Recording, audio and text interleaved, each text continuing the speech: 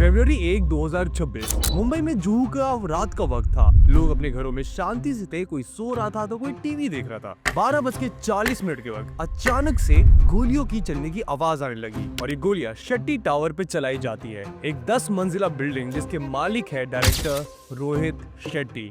Unidentified assailants fired 4 rounds outside the residence of filmmaker Rohit Shetty in Mumbai. एक अकेला आदमी लगातार 5 round fire करता है रोहित शेट्टी के घर की तरफ। उनके घर की दीवारों को ये गोलियां चीरती है। घर के शीशे टूट जाते हैं और ये अज्ञात आदमी वहां से फरार हो जाता है। फायरिंग के बाद जो हमलावर थे वो फरार हो गए। आरोपियों की पहचान और तलाश में मुंबई पुलिस जुट गई है। तुरंत पुलिस वारदात पे पहुंचती है और बुलेट्स रिकवर करती है क्राइम सीन से। फिर पुलिस सीसीटीवी चेक करती है तो उन्हें सामने से केयरफुली प्लान्ड ऑपरेशन नजर आया। एक अकेला आदमी अपनी स्कूटी को शेट्टी टावर से काफी दूर पार्क करता है। फिर वो बाई फुट शेट्टी टावर की लोकेशन पे पहुंच के 5 राउंड चलाता है, फिर वहां से भाग जाता है। पुलिस तुरंत सीसीटीवी को ट्रैक करते हुए इन्वेस्टिगेशन चालू करती है और इस केस से रिलेटेड 5 लड़कों को पुणे से अरेस्ट करती है। गोली किसने चलाई अभी तक ये रिवील नहीं हुआ है, लेकिन फिर शुभम लोंकर लॉरेंस बिश्नोई गैंग का एक मेंबर सोशल मीडिया पे एक पोस्ट डालता है इस अटैक की रिस्पॉन्सिबिलिटी लेते हुए। Now, after the firing incident, a Facebook post with the names Shubham Lonkar and Arzu Bishnoi has surfaced, claiming responsibility for this attack. Shubham ने इस पोस्ट में लिखा कि उन्होंने बार बार मैसेज किया था रोहित शेट्टी को कि उनके काम में दखल ना करे और ये बस एक छोटा सा ट्रेलर है। अगर उनकी बात नहीं मानी तो अगली बार बेडरूम में गोली चलेगी। सुधर जाओ वरना रोहित शेट्टी का हाल बाबा सिद्दीकी जैसा होगा। लॉरेंस बिश्नोई गैंग वही लोग हैं जो मल्टीपल गैंगस्टर्स रिलेटेड वॉयलेंस में इन्वॉल्व है। कपिल शर्मा के कैफे पे अटैक करवाना, सलमान खान के घर पर अटैक करवाना, दिशा पाटनी के घर के ऊपर अटैक करवाना और सिद्धू मूसेवाला और बाबा सिद्दीकी जैसे बड़े लोगों का डायरेक्ट असैसिनेशन करवाना। Gunshots were fired right outside superstar Salman Khan's Bandra residence in Mumbai earlier this morning. Baba Siddiqui was shot dead in the country's commercial capital, Mumbai, on Saturday. Popular Punjabi star and Congress leader Sidhu Moosewala shot dead in broad daylight on Sunday. ये कहानी कहीं ना कहीं हमें वही बॉलीवुड के माहौल का याद दिलाता है जो 90s के वक्त था, जहाँ इंडस्ट्री के बड़े बड़े लोगों को आए दिन धमकियां मिलती रहती थी एक्सटॉर्शन के लिए। कई बड़े सेलेब्स का तो लेजेंड असैसिनेशन हुआ था। तो सवाल है, क्या अंडरवर्ल्ड का आतंक वापस आ गया है? पिछले कुछ दिनों से लगातार देखा जा रहा है कि बॉलीवुड से जुड़ी जितनी भी नामचीन हस्तियां हैं जिन्हें अब तक लॉरेंस गैंग ने टारगेट किया, वहां पर सबसे पहले फायरिंग करवाई गई, धमकी दी गई। ठीक इसी तरीके से जो डी कंपनी है वो भी पूरे बॉलीवुड पर राज किया करती थी और अब उसी पैटर्न को कहीं ना कहीं लॉरेंस गैंग भी अपनाता हुआ साफ तौर पर दिखाई दे रहा है। आज मैं योगी बात करूंगा YBB फिल्मी के इस वीडियो में, तो वीडियो को एंड तक जरूर देखना और अगर तुम चैनल पे नए हो तो चैनल को सब्सक्राइब करना बिल्कुल भूलना। हम ऐसे वीडियोस आपके लिए लाते रहेंगे। सितंबर 11, 2025 बरेली उत्तर प्रदेश सुबह के 4:30 बजे हुए थे और अचानक से दिशा पाटनी के एंसेस्ट्रल रेसिडेंस के बाहर गोली चलती है। उस वक्त ये इंसिडेंट कोई नोटिस नहीं करता है, लेकिन फिर अगले दिन सितंबर 12 में 3:45 के आसपास दिशा पाटनी के घर पे 10 से 12 राउंड फायर होते हैं। उस वक्त घर में दिशा के फादर, मदर और उनकी बहन खुशबू पटानी थे और ये अटैक मेजरली दिशा पाटनी की बहन एंड फॉर्मर मेजर खुशबू पटानी के लिए था। 2025 में अनिरुद्ध आचार्य एके पूकी बाबा एक कंट्रोवर्शियल स्टेटमेंट पास करते हैं। उनका कहना था, क्योंकि अब लड़कियां लाते हैं 25 साल की, 25 साल की लड़की 4 जगह वो मुंह मार चुकी होती है, सब नहीं पर बहुत। और वो 25 साल की जब तक आती है तो पूरी जवान होके आती है। जब जवान होके आएगी तो स्वाभाविक है कि वो अपनी जवानी कहीं ना कहीं तो वो फिसल जाएगी या जाएगी। जैसे कि अभी एक लड़के के संग हनीमून मनाने गई, परंतु वो किसी और के साथ वो रह चुकी थी। वो ड्रम वाला केस अभी पुराना हुआ नहीं ज्यादा। जिस पे सारी देश की महिला संगठन ने अनिरुद्ध आचार्य को बैकलैश दिया। खुशबू ने भी एक वीडियो में अनिरुद्ध आचार्य के स्टेटमेंट को रिप्लाई दिया था, लेकिन उस वक्त प्रेमानंद जी ने भी सिमिलर कंट्रोवर्शियल स्टेटमेंट दिया था और इंटरनेट पे खुशबू पटानी ने अनिरुद्ध आचार्य को रिप्लाई किया था, लेकिन लोगों ने उसे प्रेमानंद महाराज के लिए समझ लिया था, जिसके बाद खुशबू पटानी को काफी ज्यादा बैकलैश आने लगा। लेकिन फिर सितंबर 2025 में जब उनके घर पे अटैक हुआ तो मामला काफी गंभीर हो चुका था। पुलिस ने इन्वेस्टिगेशन में 6 लोगों को आइडेंटिफाई किया। अरुण और कालू का एनकाउंटर हुआ गाजियाबाद और रोहतक में। ये दोनों गोल्डी बरार गैंग के एक्टिव मेंबर्स थे, जिनकी क्रिमिनल हिस्ट्री में मल्टीपल मर्डर्स और एक्सटॉर्शन केसेस थे। 2 लोग बागपत से अरेस्ट हुए जिन पे 1 लाख रुपए का इनाम था और ये दोनों सितंबर 11 के फायरिंग में इन्वॉल्व थे। पुलिस ने धीरे धीरे सारे लोगों को अरेस्ट किया इस केस से, और फिर पता चला कि गोल्डी बरार और उसके साथ ही रोहित गोधरा ने इस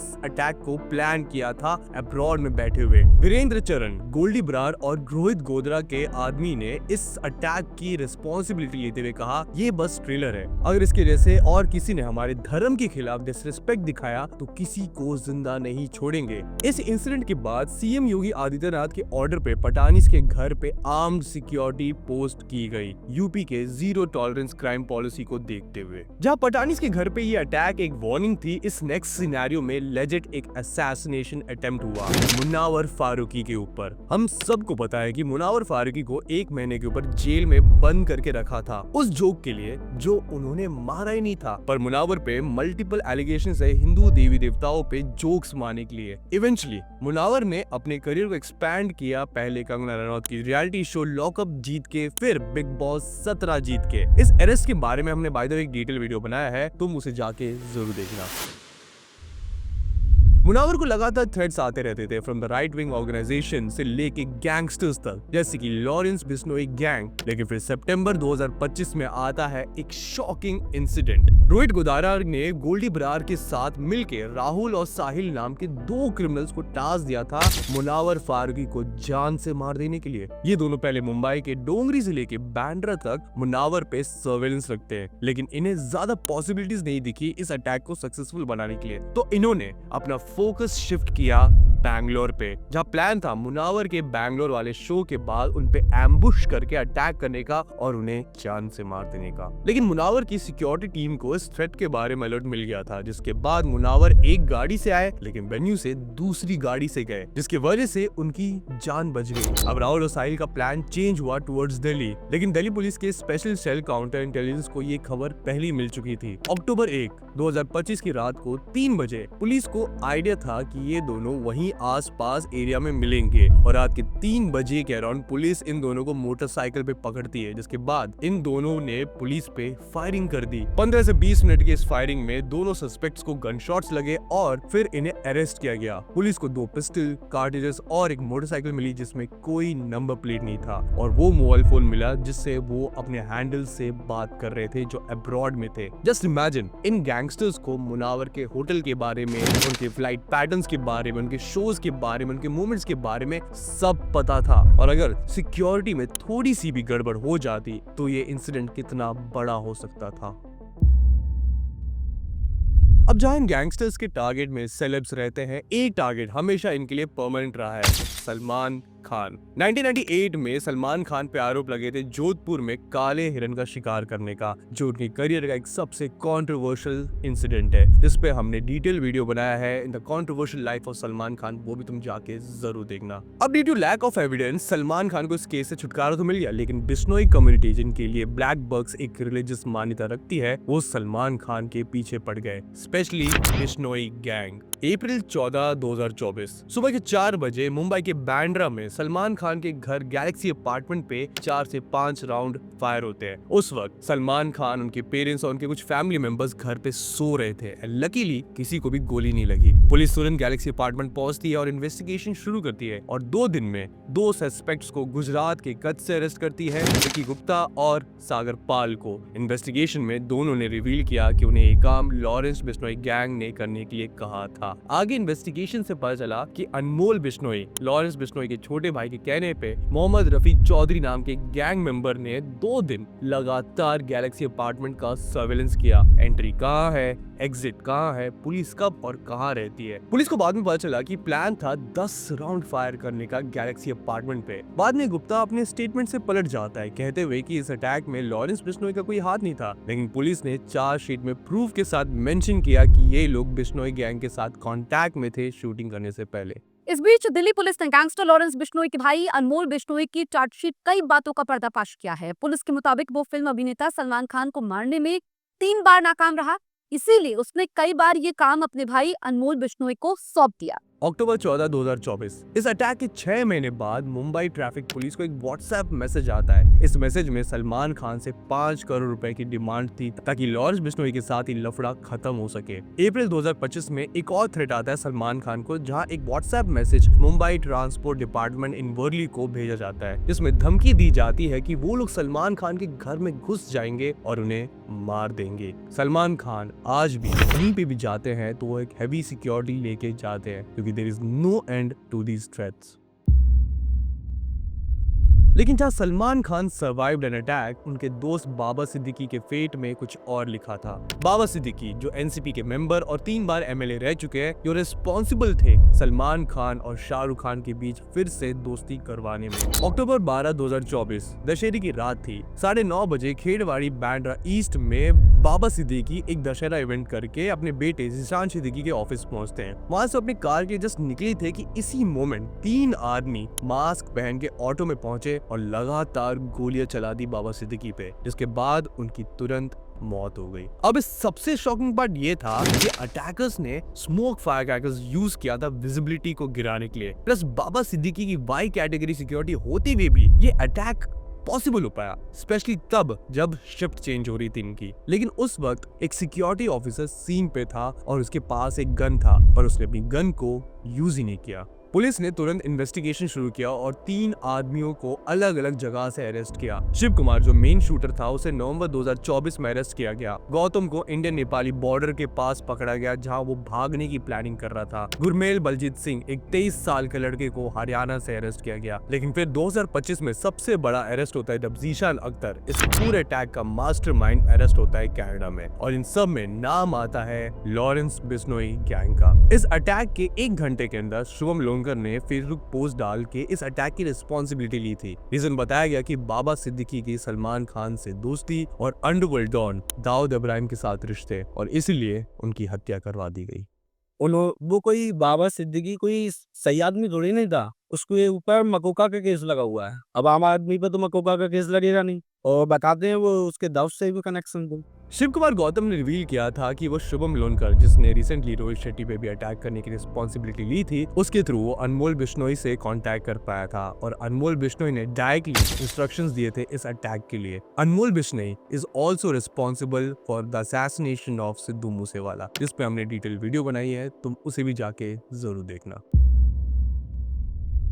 अनमोल बिश्नोई को 2024 में यूएसए की आई से अरेस्ट किया था कैलिफोर्निया में एक रूटीन इमिग्रेशन चेक करते हुए, और नवंबर 2025 में इंडिया डिपोर्ट किया था, और दिल्ली एयरपोर्ट लैंड होते ही एनआईए ने अनमोल को अरेस्ट कर लिया, जिसके बाद उसे तिहाड़ जेल में रखा गया है। अब ये गैंग मोस्टली बॉलीवुड सेलेब्स को ही टारगेट नहीं करते। इंडिया के कई सेलेब्स पे ऐसे अटैक्स और एक्सटॉर्शन कॉल्स आ चुके हैं। 2023 के नवंबर में एपी दिलोन के वैंकूवर कनाडा वाले घर के बाहर गोलियां चलती है। ये अटैक एपी दिलोन के सलमान खान के साथ आए न्यू सॉन्ग ओल्ड मनी के बाद हुआ, जिसकी रिस्पॉन्सिबिलिटी लॉरेंस बिश्नोई गैंग ने उठाई और धमकी दी कि औकात में रहे वरना कुत्ते की मौत मारेंगे। गिप्पी ग्रेवाल के कनाडा वाले घर के बाहर भी सिमिलर फायरिंग इंसिडेंट्स हुई, जिसकी रिस्पॉन्सिबिलिटी बिश्नोई गैंग के एसोसिएट गोल्डी बरार गैंग ने उठाया था। भोजपुरी एक्टर पवन सिंह को दिसंबर 2025 में धमकी आती है बिश्नोई गैंग से सलमान खान के साथ बिग बॉस 19 के ग्रैंड फिनाले में स्टेज शेयर करने के लिए। साथ में 15 से 20 लाख रुपए की डिमांड होती है एज एक्सटॉर्शन, और कहा जाता है कि सलमान खान के साथ काम नहीं करने के लिए वरना गोली मार दी जाएगी। दिलजीत दोसांझ, करण औजला, जैस्मिन सैंडल, सबको ऐसे सिमिलर थ्रेट्स आए हैं फ्रॉम लॉरेंस बिश्नोई गैंग। वहीं जुलाई 10, 2025 कनाडा के सूर्य में कपिल शर्मा के कैफे कैप्स कैफे पे 10 से 12 राउंड फायर होते हैं। लकीली कोई भी इंजर नहीं होता। अजीत सिंह लाडी ने इस अटैक की रिस्पॉन्सिबिलिटी उठाई, कहते हुए कि कपिल ने निहांग्स के बारे में बुरा भला कहा है, और तुरंत 1 महीने बाद सुबह के 4:30 बजे फिर से कपिल के कैफे पे शूटिंग होती है, जहां 6 से 8 राउंड चलाए गए, और इस बार रिस्पॉन्सिबिलिटी लॉरेंस बिश्नोई गैंग ने उठाई। गोल्डी डिलोन, लॉरेंस बिश्नोई गैंग के एक मेंबर ने एक पोस्ट डाला कहते हुए कि हमने कपिल को कॉल किया था, उसने फोन नहीं उठाया, अगर वो फिर से रिस्पॉन्ड नहीं करता तो हम इस बार मुंबई में एक्शन लेंगे। कहते हैं कि कॉल एक्सटॉर्शन के लिए था, लेकिन कहते ये भी है कि कपिल शर्मा का कोलैबोरेशन विद सलमान खान उन पे भारी पड़ा, जब सलमान खान कपिल के शो में अपीयर हुए थे। अगस्त अगस्त 17, 2025 में एल्विश यादव के घर पे फायरिंग होती है, जिसकी रिस्पॉन्सिबिलिटी हिमांशु भाव गैंग ने उठाई, कहते हुए कि एल्विश ने गैम्बलिंग प्रमोट किया है। हिमांशु भाव गैंग लॉरेंस बिश्नोई गैंग के क्लोज एसोसिएट्स है। B Praak, Rubina Dilaik, Abhinav Shukla and now Rohit Shetty. तो सवाल है, क्या ये 80s 90s के अंडरवर्ल्ड के एरा की याद नहीं दिलाता? 90s के वक्त दाऊद इब्राहिम के टेरर नेटवर्क को डी कंपनी कहा जाने लगा, जहां ये smuggling, extortion, drug trafficking, contract killing, real estate जैसे नेटवर्क से बहुत पैसे कमाते थे। जब मोस्टली ये गैंग शैडो से ऑपरेट करते थे, specially Dawood Ibrahim openly attacks rarely करते थे और कहते हैं कि बॉलीवुड की कई फिल्म्स में इनके पैसे भी डाले गए हैं। 90s की कई मूवीज को इन्होंने अपने ब्लैक मनी से फंड करके वाइट किया था। प्रोड्यूसर्स के कहने पे ये एक्टर्स को धमकियां देते थे उनकी मूवीज में काम करने के लिए, अपनी फीस ड्रॉप करने के लिए, उनके डिमांड्स को बस मीट करने के लिए उनसे एक्सटॉर्शन करते थे ये, और अगर कोई मना करता तो उन पे डायरेक्ट अटैक्स होते थे, कभी पर्सनल राइवलरी के लिए तो कभी just to set an example, जिसमें सबसे बड़ा एग्जांपल है the assassination of Gulshan Kumar and the assassination attempt on Rakesh Roshan, जिसपे हमने डिटेल वीडियो बनाई है, तुम उसे भी जाके जरूर देख सकते हो। 90s का अंडरवर्ल्ड हफ्ता सिस्टम पे काम करता था, जहाँ बिजनेस जैसे कि रियल एस्टेट को हफ्ता देना पड़ता था फॉर प्रोटेक्शन, वरना उन पे भी अटैक्स हो जाते थे। इवन डायरेक्टर्स को सेम धमकियां आती थी अगर उनकी मूवीज हिट हो जाती थी। 90s का अंडरवर्ल्ड कॉर्पोरेशन पे काम करता था बिना आवाज किए, और सब मजबूर थे क्योंकि उस वक्त पुलिस एंड लॉ भी हेल्पलेस थी। बिश्नोई गैंग भी एक सिमिलर वे में ऑपरेट करती है, लेकिन डिफरेंस ये है कि ये ओपनली सब करते हुए नजर आ रहे हैं, चाहे एक्सटॉर्शन हो या अटैक। ये ओपनली सोशल मीडिया पे हर एक क्राइम की रिस्पॉन्सिबिलिटी ले लेते हैं, सेलिब्रिटीज के साथ ही काम नहीं करते हैं, लेकिन उन पे अटैक करते हैं और कनाडा या फिर यूएस से अपने ऑपरेशंस चलाते हैं। दाऊद साइलेंटली काम करता था तो बिश्नोई गैंग हल्ला मचा के, और इंडस्ट्री पे कुछ सालों में अटैक ज्यादा बढ़ गए, जिसके सबसे लेटेस्ट विक्टिम है रोहित शेट्टी। 90s और अभी के अंडरवर्ल्ड अटैक में ज्यादा कोई डिफरेंस नहीं है। ओपनली एक्सटॉर्शन कॉल आना सेलेब्स को, उन्हें कहा जाता है किस सेलेब के साथ काम नहीं करने के लिए, सीधा असैसिनेट कर देने की धमकी दी जाती है, और सीधा कभी कभी तो असैसिनेट कर दिया जाता है सेलेब्स को, जैसे कि सिद्धू मूसेवाला। इनके हिसाब से ना चलो तो घरों के बाहर अटैक जाते हैं, इनकी बात मानो तो तुम लॉ तोड़ रहे होते हो। कुछ वक्त के लिए पूरी इंडस्ट्री शांत थी, ऐसे अटैक्स हो नहीं रहे थे, सब खुशी से अपना काम कर रहे थे, लेकिन कुछ वक्त में जिस हिसाब की अटैक्स हो रहे हैं, maybe the underworld is back.